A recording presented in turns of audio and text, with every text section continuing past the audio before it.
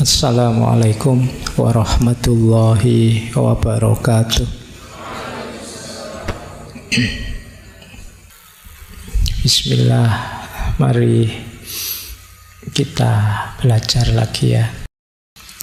Malam hari ini kita temui beliau. Ini orang unik, kontroversial. Saya tidak tahu nanti teman-teman setuju atau tidak dengan gagasan-gagasan beliau. Kalau tentang cinta mungkin banyak setujunya, tapi beliau punya gagasan-gagasan lain yang mungkin tidak cocok dengan teman-teman. Tapi marilah kita jelajahi dulu urusan setuju tidak setuju nanti. Beliau ini filosof mistikus asal dari India. Osho nama panggilan beliau, kadang dipanggil juga Rajneesh Acharya. Rajneesh Acharya itu guru. Acharya itu guru yang tidak hanya paham tapi juga sudah menjalankan dan sekarang ngajar. Itu Acharya. Jadi kan banyak guru itu yang cuma paham saja, ilmunya dari buku saja terus disampaikan, dia sendiri belum menjalankan, maka belum bisa disebut Acharya. Sufi kok terus ngajar, itu mungkin levelnya kayak Acharya ini. Nah, saya tidak berani bilang saya Acharya. Ilmuku ilmu buku, mungkin juga ilmu Google sebagian. Jadi ada Acharya, beliau juga dipanggil Bhagwan, orang suci. Kalau Rajneesh itu juga nanti jadi nama alirannya, gerakannya. Yang ini juga kontroversial, baik di India maupun nanti ketika beliau pindah ke Amerika, termasuk saat balik lagi ke India.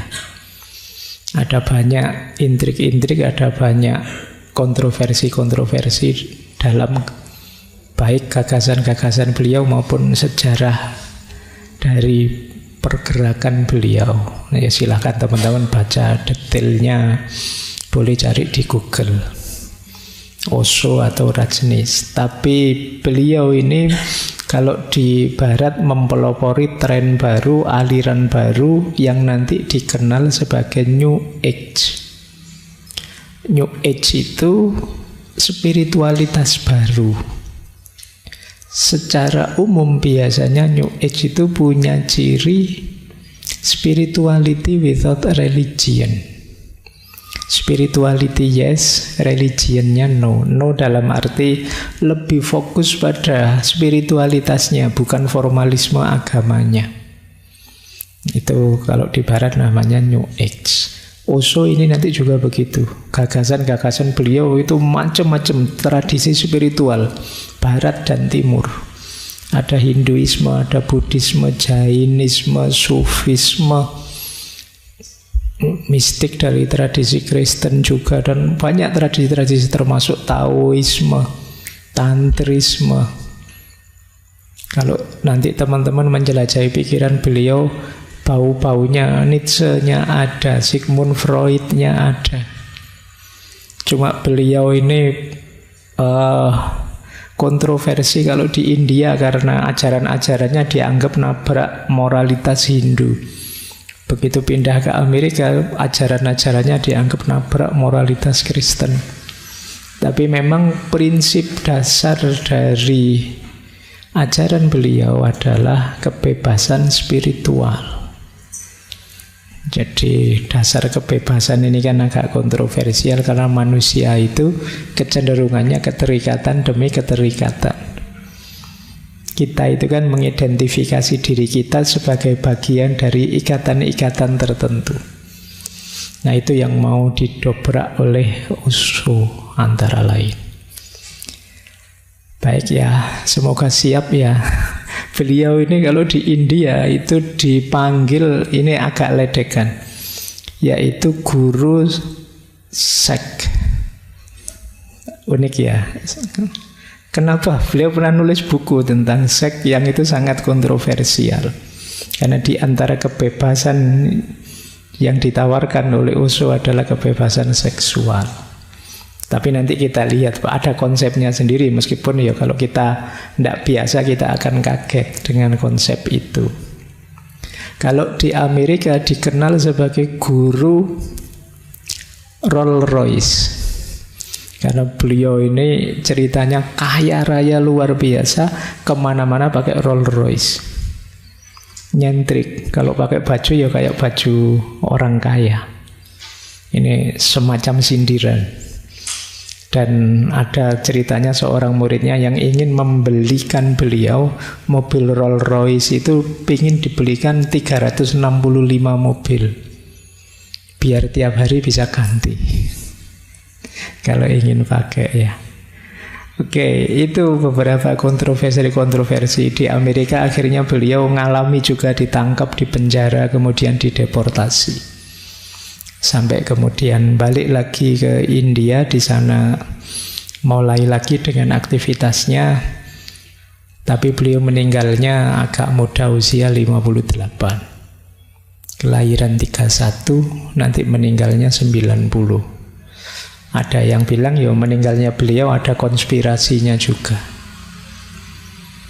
Baik, dan gagasan-gagasannya sampai hari ini luar biasa. Dicetak dalam banyak buku, tersebar di banyak organisasi, lembaga. Mungkin di Indonesia juga ada mungkin semacam organisasi-organisasi tertentu yang mengafiliasikan diri dengan ajaran-ajarannya Osho. Dan luas gagasannya, cuma malam hari ini kita bahas satu bagian saja, yaitu tentang cinta. Jangan minta saya bahas yang tadi ya, yang bagian seksnya. Saya tidak tahu, mungkin ngaji filsafat tidak jodoh dengan itu. Teman-teman mungkin banyak yang tidak tahu. Ngaji filsafat itu sesi keberapa dulu kita pernah membahas tentang Kama Sutra. Mungkin tidak diizinkan sehingga rekamannya gagal. Ngajinya tetap jalan, tapi rekamannya yang gagal. Jadi memang tidak ada rekamannya. Baik, ya berarti mungkin sama Allah kalian dianggap belum cukup umur untuk ngaji itu. Oke ya, karena nanti di antara ajarannya Osho itu kan ada namanya ajaran tantra, tantrisme, yang di antara jalan spiritual ada yang lewat aktivitas seksual. Bukan, tidak harus dimaknai seks bebas, tapi aktivitas seksual itu bagian dari apa ya, kalau bahasa Islam mungkin ibadah. Jadi jangan berhenti hanya pada rutinitas fisiknya. Anggap itu sesuatu yang sakral, yang bisa mengantarkan kita ke ranah spiritual. Jadi ada pemaknaan-pemaknaan yang mendalam terhadap aktivitas itu. Baik, bismillah ya, kita mulai biar karena materinya agak panjang. Yuk. Saya buka dengan kalimatnya Osho. Tidak ada cinta yang biasa. Cinta itu tidak mungkin biasa-biasa saja. Kalau biasa-biasa maka itu bukan cinta. Menyebut cinta sebagai hal biasa berarti salah memahami seluruh fenomena cinta. Cinta tidak pernah biasa. Cinta selalu luar biasa dan selalu spiritual. Itulah bedanya menyukai dan mencintai. Suka bersifat material dan cinta bersifat spiritual. Ini ada dua ide di quotes ini. Yang pertama, cinta itu pasti luar biasa. Orang yang sedang mencintai, orang yang sedang meluap-luap dalam cinta, dia bisa merasakan luar biasanya cinta. Meskipun bagi yang tidak ngalami, rasanya biasa saja. Tapi itu luar biasa bagi yang ngalami. Kadang-kadang kan kita agak nyinyir, misalnya lihat teman kita dengan pasangannya, alah gitu saja kok. Tapi itu luar biasa bagi yang ngalami. Kalau rasanya biasa-biasa, di situ kata Osho mungkin belum cinta. Gimana kamu rasanya jatuh cinta? Alah biasa, ternyata tidak istimewa-istimewa amat. Mungkin ya belum cinta. Dia pengalaman yang pasti luar biasa dan tidak sekedar suka. Kalau masih hanya sekedar suka, berarti masih materi. Kalau masih materi belum cinta. Cinta itu spiritual, ke dalam, kerohanian. Kalau masih berhenti di fisikal, di materi, cantiknya, kayanya, enak diajak ngomongnya, itu masih mungkin masih suka saja. Belum ada unsur spiritualnya. Cinta itu ada unsur spiritualnya. Ada unsur rohaniahnya. Nanti uraian sampai belakang itu berhubungan dengan spiritual. Baik, jadi selamat bagi yang sedang jatuh cinta, Anda luar biasa.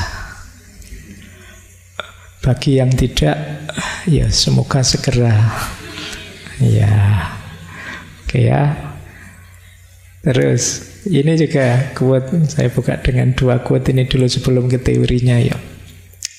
Orang bilang cinta itu buta karena tidak tahu apa itu cinta. Kukatakan kepadamu, hanya cinta yang punya mata. Selain cinta, justru semuanya buta. Dunia ini kacau, karena orang kalau mungkin teman-teman sering mendengar ustadz atau ulama bilang, mari kita memandang segala di sekeliling kita dengan ainur rohmah. Dengan mata cinta, mata kasih sayang.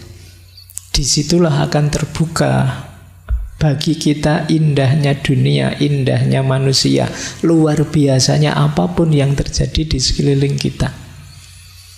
Itu namanya ainur rohmah. Itulah sejatinya melihat. Selama ini mungkin kita melihat sekeliling itu dengan pandangan ambisi, kadang dengan pandangan kebencian, kadang dengan pandangan ego. Bukan ainur rohmah, bukan pandangan yang penuh cinta. Apalagi era kampanye seperti hari ini. Isinya pandangan kita itu banyak bencinya. Melihat apapun, apalagi kubu yang berbeda. Kadang-kadang hidup, isi pikiran kita itu kan persaingan, keunggulan, kemenangan. Gimana caranya saya nomor 1, yang lain belakangan saja, gimana cara. Itu isi pikiran kita itu. Maka ya cara pandang kita bukan cara pandang cinta, bukan ainur rohmah tadi. Ya seperti kalimatnya Maulana Jalaluddin Rumi, kita itu sering melihat manusia hanya casingnya. Kita tidak melihat di balik casing. Kalau di balik casing itu ada taman yang indah, kata Rumi. Yang itu bisa kita akses hanya dengan mata cinta, hanya dengan ainur rohmah. Ilustrasi sederhananya, kalau kalian sedang jatuh cinta, itu kan pasanganmu yang sedang kamu cintai. Itu kan rasanya cantiknya luar biasa, tampannya luar biasa, indah luar biasa. Meskipun bagi teman yang sekelilingmu biasa saja. Alah wong cuma kayak gitu aja kamu sampai segitunya sih. Loh, kamu tidak melihat keindahan yang dilihat orang yang mencintai ini. Maka kalau ingin hidupmu serba indah, pakailah kacamata namanya ainur rohmah tadi. Mata yang penuh kasih sayang. Ketika melihat manusia, kamu lihat kebalik dirinya. Di balik diri manusia itu ada banyak ayat-ayat yang indah. Bahkan ada wa nafakha fihi min ruhi, unsur ilahiyah di dalamnya yang maha indah. Cuma kita tidak akan bisa melihat itu kalau mata kita mata persaingan, mata iri, mata benci, mata ingin menaklukkan. Itulah yang membuat kata Osho, hanya cinta yang melihat, yang lain semuanya buta. Baik, kita lanjutkan ya. Oke, lumayan dapat 2 quotes. Sekarang kita lanjutkan ke teorinya. Nah, ini teorinya. Menurut Osho, cinta itu ada 3 dimensinya. Kalau teman-teman sedang hidup dalam cinta, coba perhatikan ada di level cinta yang mana yang sedang teman-teman rasakan sekarang. Ada dimensi kebinatangan, ada dimensi kemanusiaan, ada dimensi ketuhanan. Tema kita cinta spiritual itu yang tema dimensi ketuhanan. Dimensi kebinatangan itu berkaitan dengan kebutuhan biologis, tarikan-tarikan hasrat nafsu. Kata Osho, normal kita punya itu, punya nafsu, punya keinginan. Tapi jangan berhenti di dimensi kebinatangan ini. Kenapa berhenti di dimensi kebinatangan? Jatuhnya kita hanya ingin enak saja. Kita hanya ingin nyaman saja. Kita jadikan yang kita cintai sebagai alat kita untuk memenuhi keinginan dan kebutuhan kita. Cinta yang berhenti di dimensi kebinatangan jatuhnya eksploitatif. Jadi jatuhnya memperbudak. Kata Osho, posesif. Kamu hanya milikku, tugasmu menggembirakanku, memenuhi keinginanku. Pokoknya segala kepentinganku harus terpenuhi dengan kehadiranmu. Nah, ini level kebinatangan. Yang kedua, level kemanusiaan. Kalau ini yang kita rasakan selama ini. Kalau yang pertama tadi kebutuhan biologis, kalau ini kebutuhan psikologis. Kita sama-sama saling butuh, kita sama-sama ingin menggembirakan, saling menguntungkan, membebaskan, tidak posesif. Nah, ini dimensi kemanusiaan. Cinta yang saling berbagi, saling setara. Ini dimensi kemanusiaan. Nah, jadi semacam kebalikannya yang biologis. Kalau ini saling membebaskan, engkau jadi dirimu, aku jadi diriku, dan kita saling mendukung dalam kebersamaan kita. Oke, terus ya. Yang ketiga, dimensi ketuhanan. Kalau di dimensi ketuhanan ini sifatnya eksistensial. Tidak lagi melihat aku berhubungan dengan siapa. Siapa yang aku cintai dan siapa yang tidak aku cintai. Dalam dimensi ketuhanan itu, aku sudah berubah jadi cinta itu sendiri. Pribadiku sudah jadi pribadi seorang yang pecinta. Kalau di nomor 1, nomor 2 cinta itu jenisnya masih hubungan. Tapi di nomor 3 tidak. Jadi fokus yang nomor 3 itu bagaimana membentuk diri kita jadi pribadi penuh cinta. Terhadap apapun, sikap kita, perilaku kita itu perilaku mencintai. Ini cinta di dimensi ketuhanan. Kita menjelma jadi seorang pecinta.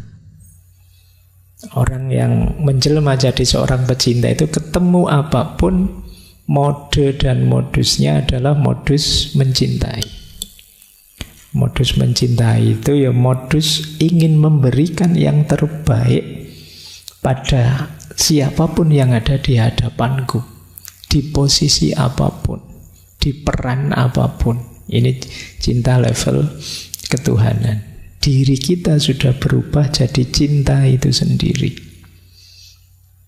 Makanya kata Osho, kalau masih jenisnya hubungan yang masih milih-milih aku mencintaimu dan aku tidak mencintai dia, ini masih belum di level ketuhanan. Kalau sudah level ketuhanan itu siapapun kita cintai. Sama seperti Allah itu kan siapapun hambanya. Ada yang mukmin, ada yang kafir, semuanya dicintai. Semuanya ditunggu untuk kembali. Jadi ini jenis dimensi cinta yang ketiga. Loh Pak, kalau begitu yang di nomor 3 ini nanti jadinya tidak fokus pada kekasihnya, tidak fokus pada... Tidak, ya kekasihnya ya tetap, tapi itu kan salah satu saja. Kalau di yang nomor 2 sama nomor 1 itu kan kamu aku cintai, dan yang ini tidak aku cintai, yang itu tidak aku cintai, yang sana malah aku benci, kan begitu. Tapi begitu pribadimu menjelma seorang pecinta, semuanya aku cintai. Ya tentu saja dengan cara mencintai sesuai syarat dan ketentuannya, sesuai ruang dan waktunya. Tidak sama. Oh, karena kamu adikku, caraku mencintai begini. Karena kamu temanku, caraku mencintai begini. Karena kamu tetangga, caraku mencintai begini. Tapi pada semuanya yang aku berikan hanya cinta. Kenapa begitu? Karena karakterku, pribadiku sekarang berubah menjadi karakter seorang pecinta. Beda dengan yang nomor 2. Kalau yang nomor 2 saya masih hubungan. Aku mencintaimu, aku mencintai dia. Kalau sama dia netral saja, kamu sama yang itu malah saya benci. Ini masih variatif. Karakterku masih belum terbentuk jadi seorang pecinta.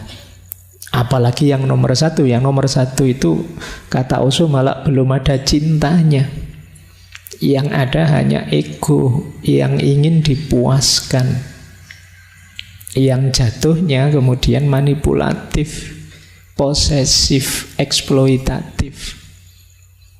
Cinta rasanya kayak jadi penjara buat kita. Punya pasangan tambah gak bisa ngapa-ngapain sekarang. Gini gak boleh, gitu gak boleh, kan itu. Karena pasanganmu menuntut dipuaskan terus, kamu juga menuntut dia untuk dia memuaskanmu. Akhirnya saling memenjara, tidak saling membebaskan. Nah, itu yang dikritik oleh Osho. Baik, jadi ini 3 dimensi cinta. Lanjutnya. Terus nanti dari banyak konsep-konsepnya Osho bisa kita rinci. Dalam cinta itu ada 3 jenis hubungan. Yang paling berat yang pertama ini, codependent. Nanti ada independent, dan yang ideal yang ketiga namanya interdependent. Codependent itu orang yang kalau mencintai tidak mandiri. Dia tergantung, melekat pada yang dicintainya. Jadi Osho mengkritik orang yang kalau mencintai melenyapkan dirinya, merenyapkan individualitasnya demi yang dicintai, kehilangan kepribadiannya. Dia mengorbankan dirinya dengan cara ingin membahagiakan yang dia cintai. Ini namanya relasi yang codependent. Ini negatif. Kata Osho, orang yang kalau mencintainya seperti ini, ya cinta itu akan jadi beban dalam hidupnya. Dia tidak akan bisa tumbuh, dia bisa kehilangan dirinya.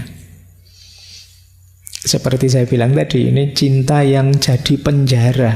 Kita didominasi di situ, kita di penjara, tidak bisa ngapa-ngapain sudah. Ini namanya relasi codependent. Biasanya coraknya sangat posesif. Kita rasanya dikejar-kejar tiap hari untuk membahagiakan yang kita cintai. Sampai kehilangan diri kita sendiri. Jadi nanti pasangan kita bilang, aku suka loh kalau kamu pakai baju warna merah. Kamu terus, wah, cepet-cepet ke mall nyari baju warna merah. Aku seneng loh kalau kamu pakai apa gitu. Wah, kamu cepet-cepet gitu. Pokoknya tiap hari kamu dikejar-kejar pikiranmu tentang bagaimana memuaskan yang kamu cintai sampai lupa dengan dirimu sendiri. Kamu tidak pernah mikir loh, menurutku kalau aku sendiri nyaman tidak sih pakai baju warna merah itu? Aku sendiri merasa srek enggak sih melakukan ini, melakukan itu? Nah, kita tidak mikir ke situ. Kan ada teori cinta yang lain yang bilang yo pecinta sejati itu yo melupakan dirinya. Tapi bagi Osho tidak begitu. Jadi justru cinta yang codependent ini cinta yang lemah, bukan cinta yang sejati. Cirinya apa kodependensi itu? Biasanya tidak tegas, lemah. Kalau ditanya apa-apa, kamu maunya apa? Ah, terserah kamu saja. Pingin nopo, terserah saja. Padahal ya, ini mau, ya ndak apa-apa, maulah. Itu mau, ya ndak apa-apa, mau. Itu kan. Pokoknya terserah lah, kamu pingin nopo, aku ikut saja. Nah, ini justru menyusahkan semuanya.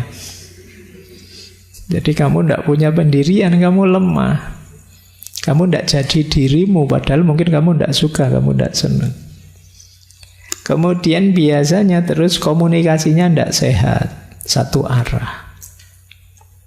Jadi ada yang mendominasi dalam hubungan. Yang satu ingin menyenangkan yang lain saja.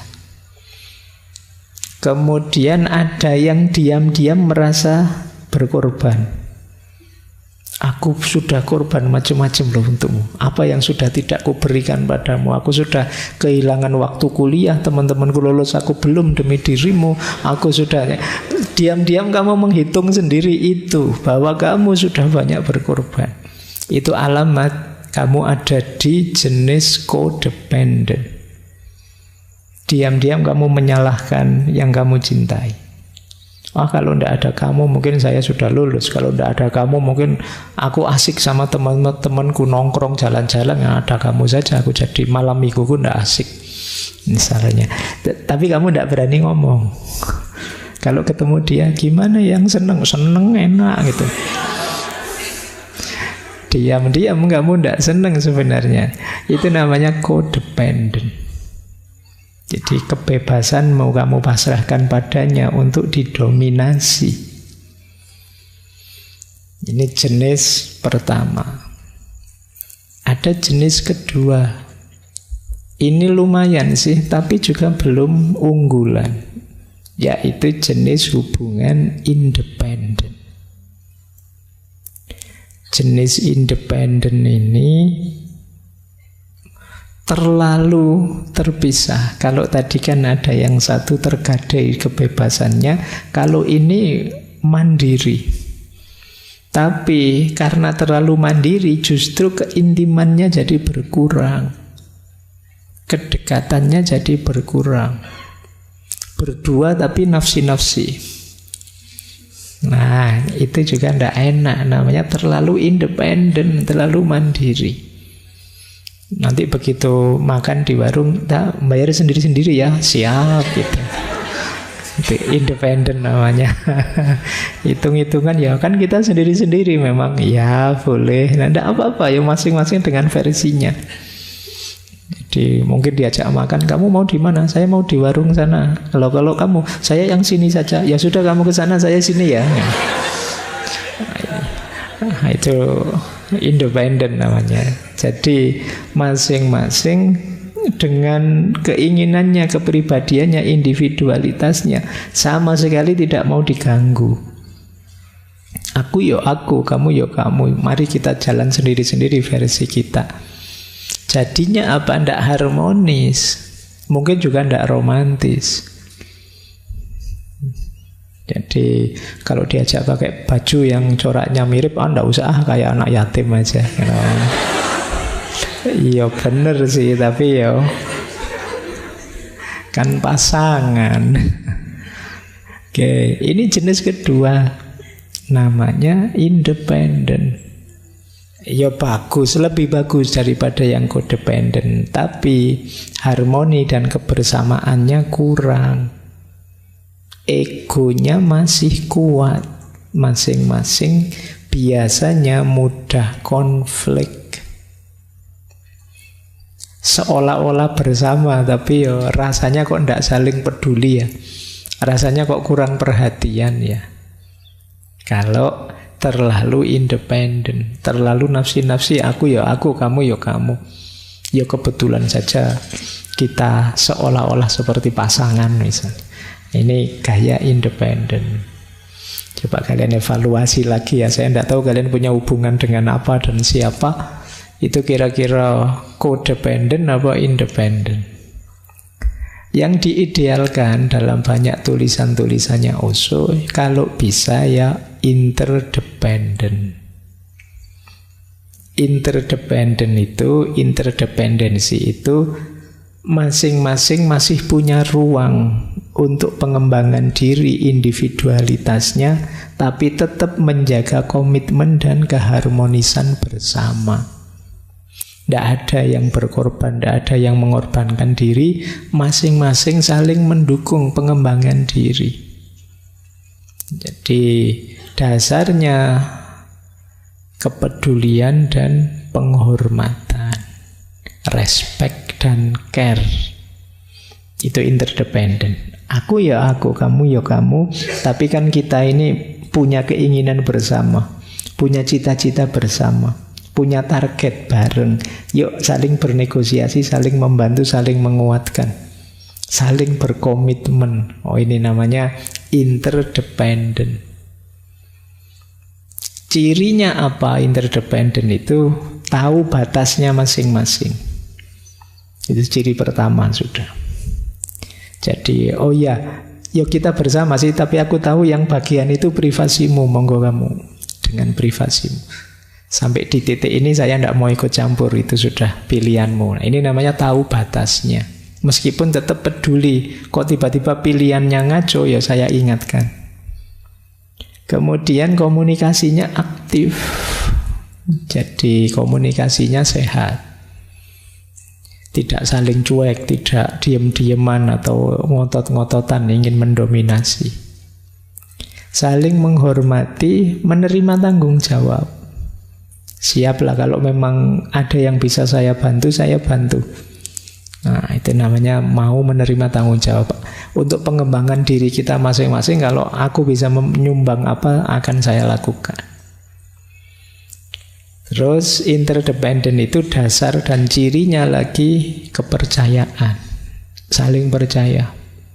Kalau curiga terus, itu biasanya masih independen. Masing-masing tidak mau dicurangi, khawatir dikalahkan, khawatir didominasi. Akhirnya saling tidak percaya.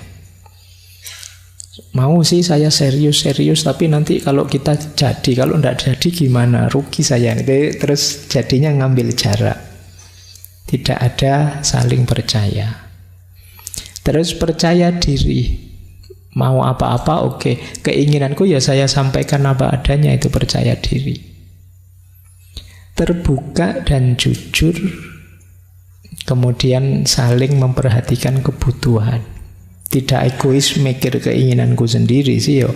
Sambil, oh kalau dia gimana, kira-kira begini. Kalau mungkin dia tersinggung ya ndak usah. Oh dia ndak cocok yang gitu ya ndak usah. Itu namanya saling memperhatikan kebutuhan satu sama lain. Itu yang disebut interdependent.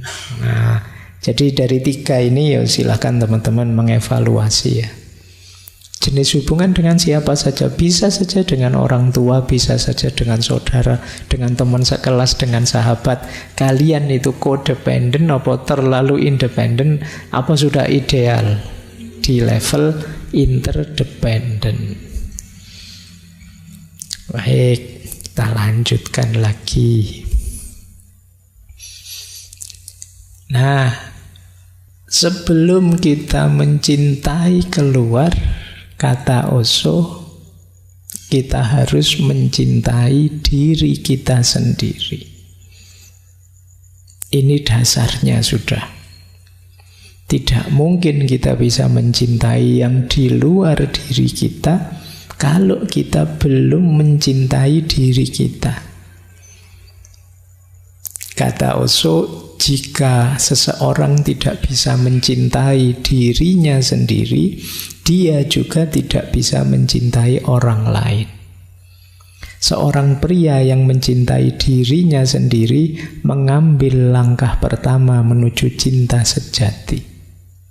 Ibarat melempar kerikil ke dalam danau yang sunyi, riak melingkar pertama akan muncul di sekitar kerikil, sangat dekat dengan kerikil tersebut. Dan kemudian riak itu akan terus menyebar hingga mencapai pantai terjauh.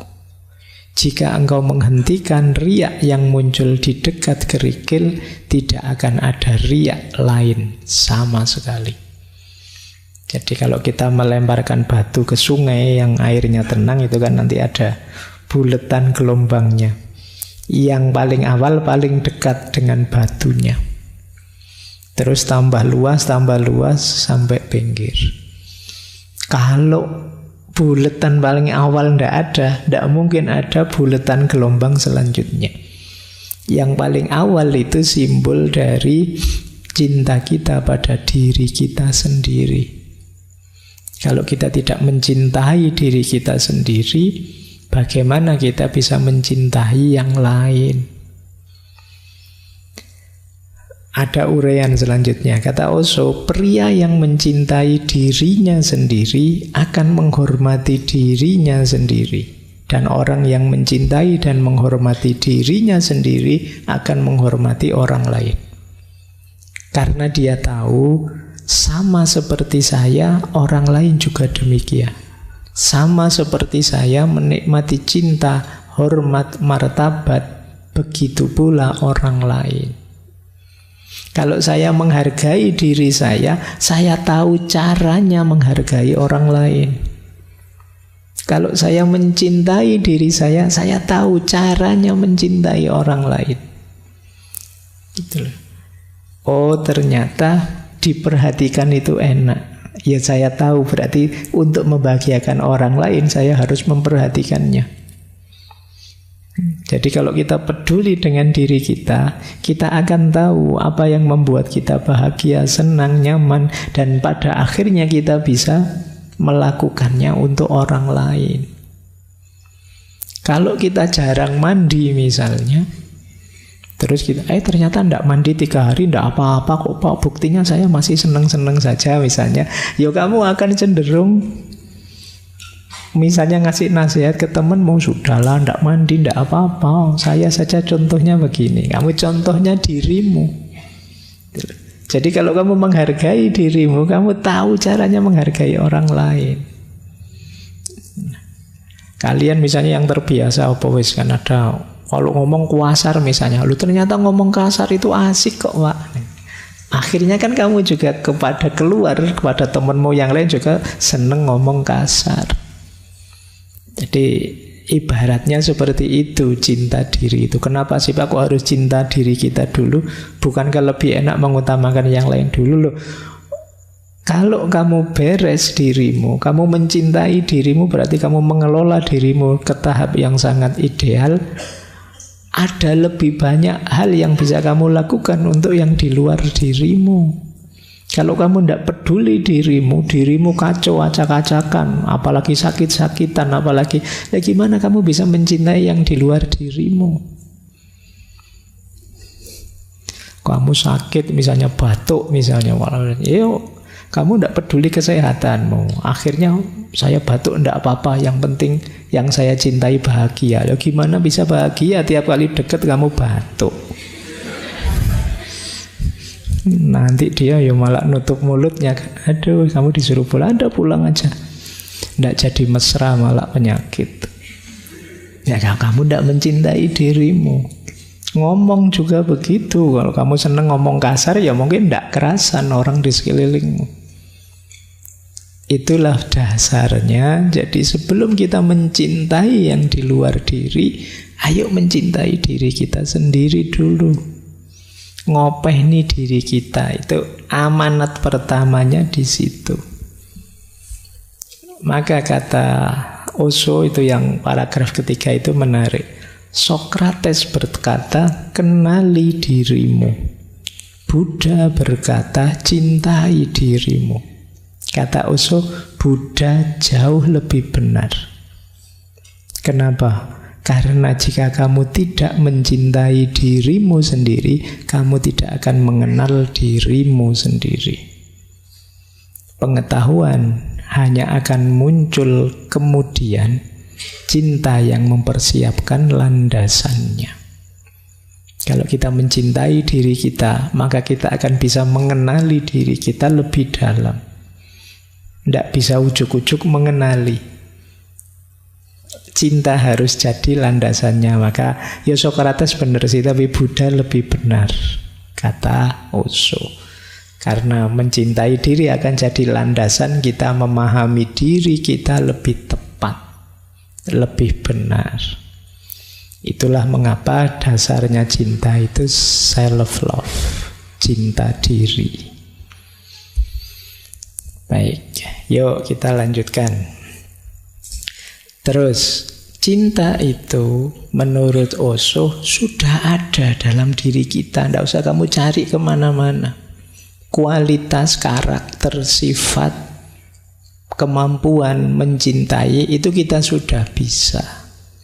Hanya saja tertimbun oleh banyak hal dalam diri kita, oleh ego kita, oleh ambisi kita, dan lain sebagainya. Maka kata Osho, seringkali aku mengatakan pelajarilah seni mencintai. Tetapi yang aku maksud sebenarnya adalah pelajari seni menghilangkan semua yang menghalangi cinta. Ini adalah proses negasi, ibarat menggali sumur. Engkau terus-menerus membuang banyak lapisan tanah, kerikil, bebatuan, dan tiba-tiba ada air. Airnya sebenarnya selalu ada, dia mengalir di bawah. Setelah engkau menghilangkan semua penghalang, air tersedia. Begitu juga dengan cinta. Cinta adalah arus bawah dari keberadaanmu. Memang sudah mengalir, tapi masih banyak bebatuan, banyak lapisan tanah yang harus disingkirkan. Jadi tidak usah khawatir, Pak, saya itu tidak pinter mencintai, Pak, saya itu, semua orang pasti bisa. Buktinya kalau kamu jatuh cinta, ya tiba-tiba bisa bikin puisi. Tiba-tiba pinter nulis puisi patah hati dan lain sebagainya. Jadi kita bisa kok. Yang penakut kalau jatuh cinta tiba-tiba jadi berani. Yang biasanya kalau ngomong kaku tiba-tiba bisa ngerayu, bisa gombal. Tiba-tiba bisa basa-basi, tiba-tiba bisa menyapa. Itu dasarnya cinta. Kita bisa kok sebenarnya. Hanya saja selama ini banyak tertimbun oleh macam-macam. Mungkin oleh ego, mungkin oleh gengsi, mungkin oleh ambisi, mungkin oleh cita-cita yang tidak perlu dan lain sebagainya. Berarti tugas kita apa? Yuk bersih-bersih diri ini terhadap hal yang tidak penting, biar cintanya bisa muncul keluar. Mungkin ada banyak kebencian dalam diri kita, yuk kita sisihkan, kita singkirkan. Mungkin ada banyak iri, mungkin ada banyak dengki, mungkin ada banyak dendam. Itu kita singkirkan semua. Pada akhirnya cintalah yang akan muncul. Di situ kita akan menjadi pribadi yang mencintai. Jadi prosesnya bukan latihan mencintai. Pak, saya tak latihan caranya gombal gimana caranya. Nggak usah, kamu sudah otomatis bisa kalau itu. Gimana ya Pak caranya peduli? Loh, kalau kamu cinta beneran otomatis muncul kepedulian. Tapi nggak bisa Pak, saya rasanya sudah jatuh cinta tapi kok nggak bisa peduli, ya belum cinta berarti. Itu gerakan otomatis sudah ada di bawah kesadaranmu. Jadi jalannya berarti apa? Bersihkan. Mungkin kamu belum cinta, masih pamrih-pamrih, masih dagang, masih negosiasi dengan yang kamu cintai. Kalau itu sudah murni cinta, otomatis kamu siap berkorban, otomatis kamu peduli, otomatis kamu ingin membahagiakan. Itulah kata Osho. Terus ini loh antara lain yang sering menutupi cinta kita. Kata Osho, apa yang engkau sebut cinta seringkali bukan cinta. Apa yang engkau sebut cinta itu mungkin banyak hal lain, tapi bukan cinta. Mungkin itu seks, mungkin itu keserakahan, mungkin itu kesepian, mungkin itu ketergantungan, mungkin itu sikap posesif, mungkin banyak hal lain, tetapi bukan cinta, belum cinta. Nah, itu ya yang tahu kita. Bilangnya jatuh cinta sih, tapi sebenarnya itu nafsu saja. Kamu ngincer seksnya misalnya, itu kamu yang tahu. Bilangnya cinta sih, tapi ternyata itu sebenarnya kamu serakah saja, pingin pamer, pingin nunjukkan ke temanmu bahwa saya juga sudah laku kok, emangnya kamu saja misalnya. Bilangnya bisa macam-macam, coba kamu cermati. Kata Osho, jangan-jangan itu bukan cinta. Posesif, ingin menunjukkan bahwa saya bisa punya sesuatu, atau itu bukan cinta tapi ketergantungan. Itu bukan cinta, hanya pelampiasan dari kesepianmu saja. Nah, makanya itu yang harus kita bersihkan sehingga cintanya muncul. Kata Osho, cinta itu tidak posesif kok. Cinta itu tidak ada hubungannya dengan orang lain. Cinta itu keadaan. Ini yang cinta level 3 tadi. Cinta itu bukan sebuah hubungan. Satu hubungan mungkin terjadi, tapi cinta tidak sekedar hubungan. Satu hubungan bisa ada, tapi tidak terbatas pada itu saja. Cinta lebih dari itu. Cinta adalah keberadaan. Jika hanya sekedar hubungan, tidak mesti itu cinta. Kan kalian punya istilah hubungan tanpa status. Ya. Jadi kalau sekedar hubungan jangan GR dulu. Jadi kita kan berhubungan, iya, tapi kan tidak mesti cinta namanya hubungan, itu bisa macam-macam. Kuncinya apa satu hubungan disebut cinta? Karaktermu berubah jadi karakter seorang pecinta. Kuncinya di situ sebenarnya. Maka fokusnya pada dirimu yang jadi pecinta, bukan siapa yang kamu cintai. Ini dulu teori yang sama disampaikan ketika kita belajar Erich Fromm. Yang lebih penting adalah mengubah diri kita menjadi yang bisa mencintai. Bukan siapa yang kita cintai. Monggo saja, kalau kita siap mencintai, ya yang kita cintai akan hadir sendiri. Oke, ini yang kita bersihkan sehingga cinta yang tertimbun di bawah kesadaran akan muncul menjadi penciri kita. Kita menjadi seorang pecinta. Baik, mau saya lanjutkan? Masih kuat? Kuat ya, ngomong cinta-cintaan itu.